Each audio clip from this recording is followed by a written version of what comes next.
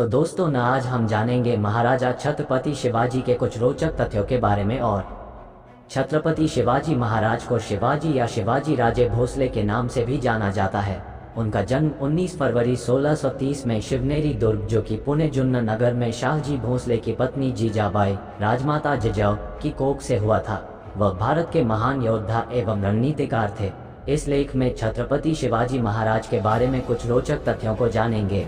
आइए छत्रपति शिवाजी महाराज के बारे में कुछ रोचक तथ्यों पर नजर डालते हैं। एक, शिवाजी बहुत बुद्धिमान थे और उन्हें ये कतई मंजूर नहीं था कि लोग जात पात के झगड़ों में उलझे रहे। वह किसी भी धर्म के खिलाफ नहीं थे।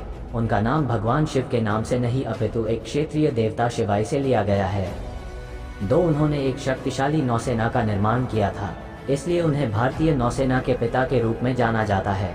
अपने प्रारंभिक चरणों में ही उनको नौसैनिक बल के महत्व का एहसास हो गया था, क्योंकि उन्हें यकीन था कि यह डच, पुर्तगाली और अंग्रेजों सहित विदेशी आक्रमणकारियों से स्वतंत्र रखेगा और समुद्री डाकुओं से कोंकण तट की भी रक्षा करेगा। यहाँ तक कि उन्होंने जयगढ़, विजयदुर्ग, सिंधुदुर्ग और अन्य कई स्थानों पर नौसेना किलों का निर्माण किया। क्या आपको पता है कि उनके पास 4 अलग अलग प्रकार के युद्धपोत भी थे, जैसे मंजूहस, पाल्सगुर्ग और गल्लेवर्स। 3, शिवाजी युद्ध की रणनीति बनाने में माहिर थे और सीमित संसाधनों के होने के बावजूद छापेमारी युद्ध कौशल का परिचय उन्होंने तब दिया जब बहुत ही कम उम्र, मात्र 15 साल में तोरना किले पर कब्जा करके बीजापुर के सुल्तान को पहला तगड़ा झटका दिया था। 1655 आते आते उन्होंने एक के बाद एक कोंडिन, जवली और राजगढ़ किलों पर कब्जा कर धीरे धीरे संपूर्ण कोंकण और पश्चिमी घाट पर कब्जा जमा लिया था। 4, क्या आप जानते हैं कि बीजापुर को जीतने के लिए शिवाजी ने औरंगजेब की सहायता के लिए हाथ आगे बढ़ाया था, पर ऐसा हो ना सका क्योंकि अहमदनगर के पास मुगल क्षेत्र में 2 अधिकारियों ने छापा मार दिया था। 5, वो शिवाजी थे जिन्होंने मराठों की एक पेशेवर सेना का गठन किया। इससे पहले मराठों की कोई अपनी सेना नहीं थी। उन्होंने एक औपचारिक सेना, जहां कई सैनिकों को उनकी सेवाओं के लिए साल भर का भुगतान किया गया, उसका गठन किया था। मराठा सेना कई इकाइयों में विभाजित थी और प्रत्येक इकाई में 25 सैनिक थे। हिंदू और मुस्लिम दोनों को बिना किसी भेदभाव के सेना में नियुक्त किया जाता था।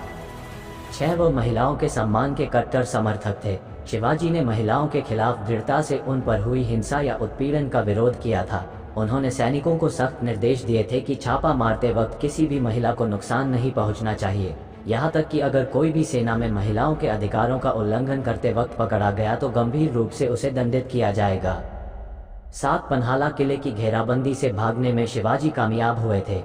इसके पीछे एक कहानी है, वो ये कि जब शिवाजी महाराज सिद्दी जौहर की सेना द्वारा पन्हाला किला में फंस गए थे, तब इससे बचने के लिए उन्होंने एक योजना तैयार की और फिर उन्होंने 2 पालकियों की व्यवस्था की, जिसमें एक नाई शिव नहावी को बिठा दिया जो बिल्कुल शिवाजी की तरह दिखता था, और उसे किले से बाहर का नेतृत्व करने के लिए जाने को कहा। इतने में दुश्मन के सैनिक नकली पालकी के पीछे चले गए और इस तरह से वह 600 सैनिकों को चकमा देकर भागने में कामयाब हुए। 8, वह गुरिल्ला युद्ध के प्रस्तावक थे। उनको पहाड़ों का चूहा कहा जाता था क्योंकि वह अपने इलाके की भूगोलिक, गुरिल्ला रणनीति या गनिमी कावा जैसे कि छापा मारना, छोटे समूहों के साथ दुश्मनों पे हमला करना आदि अच्छी तरह से वाकिफ थे। उन्होंने कभी भी धार्मिक स्थानों या वहां पे रहने वाले लोगों के घरों में कभी छापा नहीं मारा। 9, उनकी खासियत थी कि वह अपने राज्य के लिए बाद में लड़ते थे, पहले भारत के लिए लड़ते थे।